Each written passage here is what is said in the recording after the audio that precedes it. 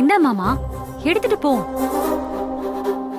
ஏய் துளசி, எதுக்கு நகைப்பெட்டியை கொண்டு வந்து மாப்பிள்ள கிட்ட காட்டுற? மாமாக்கு கொடுக்கதான். அவகிட்ட எதுக்குடா நகைய கேட்ட? அத்தை, மாமா கேக்கல, நான் தான் கொடுக்கறேன். நீ எதுக்கு குடுக்குற? ஒரு அவசர தேவைன்னு கேட்டாரு, அதான். டேய், இவ்ளோ நகை தேவைப்படுற அளவுக்கு என்னடா அவசரம்? தங்கச்சிக்கு கல்யாணம் பண்ணி வைக்கவா இல்ல அவர் கல்யாணத்துக்கு செலவு பண்ணிக்கவா? என்ன தேவை இருக்குன்னு கேக்குறேன்.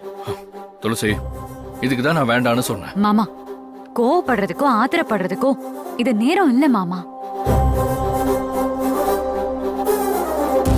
அத்தை கிட்ட நான் பேசிக்கிறேன். இதை எடுத்துட்டு போய் பிரச்சனையை சரி பண்ற வழிய பாரு. அம்மா கொஞ்சம் இருமா துளசி. அம்மாவும் அத்தையும் இவ்வளவு தூரம் கேக்குறாங்க, அவங்களுக்கு பதில் சொல்லாம இவ்வளவு நகையை கொடுத்து மாப்பிள்ளை எங்க அனுப்பி வைக்கிற? இவ்வளவு நகை தேவைப்படுதுன்னா பிரச்சனையும் அவ்வளவு பெருசுன்னு தானே அர்த்தம்.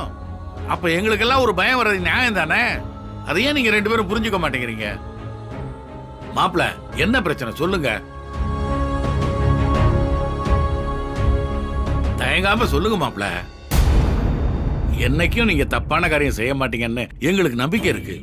மாமா, ஆனந்தி பிரச்சனைக்கு மூல காரணமா இருக்கிற ரகுன்னு ஒருத்தனை நேத்து நாங்க தேடி போயிருந்தோம்.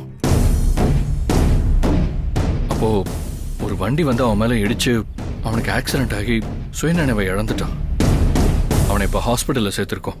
இப்ப அவன் கண்ணு முழிக்கணும்னா சின்னதா ஒரு ஆபரேஷன் பண்ணணும்னு டாக்டர் சொல்லியிருக்காங்க. அதுக்கு 3 லட்சம் ரூபாய் தேவைப்படுது. ஓஹோ, அதுதான் விஷயமா? அவளுக்கு நியாயத்தை நிலைநாட்டதான் மகாராஜா இந்த குடும்பத்தில இருந்து அள்ளி கொடுக்க போறீங்க. அப்போ நைட் எல்லாம் காவல் காத்தது அவளுக்காக தானா?